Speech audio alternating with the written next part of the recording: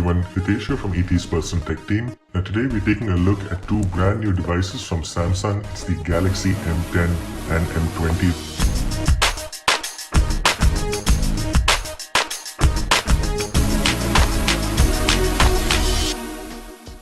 Now these two devices are designed by Samsung to take on the Chinese competition. I'm talking of course of brands like Redmi by Xiaomi, there's Realme, Oppo, Vivo, Honor and even others. So here's a look at what it shows you on the back of the box. The M10 being the entry-level version of the M series and the M20 being the slightly higher end. There is a bit of a difference in the specs which we'll get to in a moment. You could of course pause the video there if you wanted to see a little bit more in detail. Now these two have the V-shaped notch. Samsung's calling it the V Infinity display. It's a smaller notch, just houses the camera and maybe a couple of sensors. So let's open these up and see what we get in the box.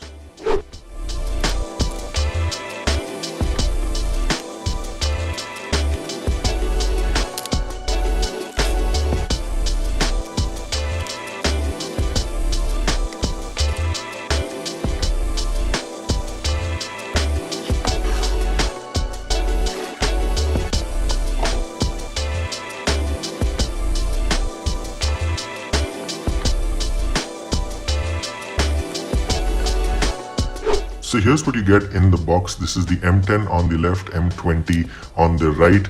You basically get the USB cable and the adapter, the phone and some paperwork. There is no case, no headphones in the box. In the case of the M10, you get a 5-volt 1 amp charger. There you can see that over there. And in case of the M20, you get a slightly larger charger. This is a quick charge 5-volt 2 amp. So that's as far as the box contents go. Let's move on to the devices now.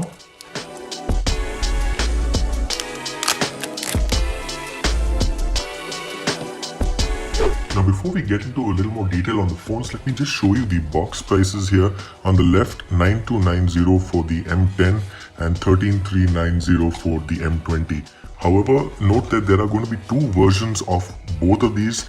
This is the 332 price for the M10, while this is the 464 price.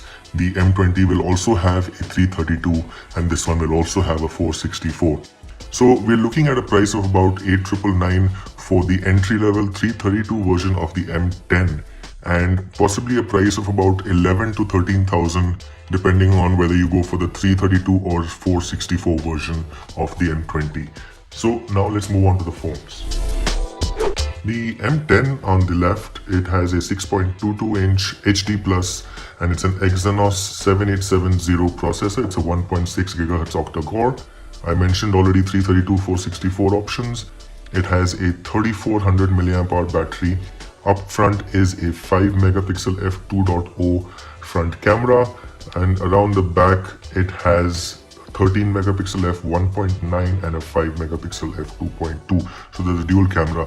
You'll also notice on the compared to the M20 on the right, there is no fingerprint scanner here. This one has the fingerprint scanner on the back. Now the M20, it's a larger screen. It's a 6.3-inch and it's an FHD+. This has the new Exynos 7904 processor. It's an octa-core, a slightly stronger processor than the M10. There's also 332, 464 options. Up front, it has an 8 megapixel as opposed to 5 on the M10. It's an 8 megapixel f2.0. And the other specialty of the M20 is that it has a massive 5000 mAh battery. The rear camera remains the same as the M10, at least on paper. We don't know how well it's going to perform and that we will find out in the review. The rear camera is the same as the M10 on paper. It's 13 plus 5. The 13 megapixel is f1.9, that's the one at the bottom over here, and the 5 megapixel f2.2 is the depth sensor for all portrait effects and all that. Important to note now, these they do have this glossy finish, but it is plastic, not glass. And around the sides also you do not get a metal finish, unlike some of the other Chinese competition which do have that metal finish. This is a glossy polycarbonate throughout. Having said that, it does feel fairly nice to hold, curved edges over here And around the bottom you will see that the M20 has a Type-C, whereas the M10 has a micro USB. Both of them still get the 3.5mm audio out.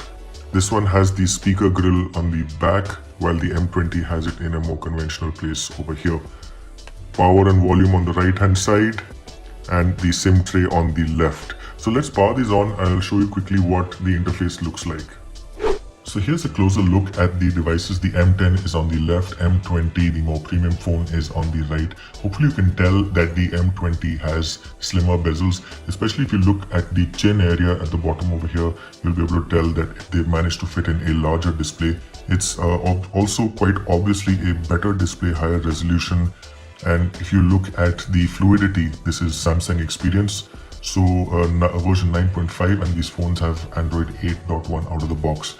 So in terms of the fluidity, the M20 again wins out, and it will win in terms of the battery life as well. So for a little bit extra money, you're getting a lot more features and performance.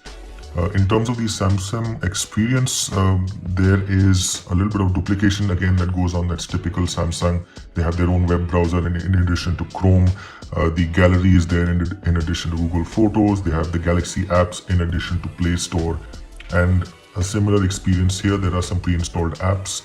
You can see Facebook over here, the game launcher, Samsung Max, Daily Hunt, Samsung Mall, My Galaxy, and some additional apps over here. So that's what the experience, Samsung Experience, looks like.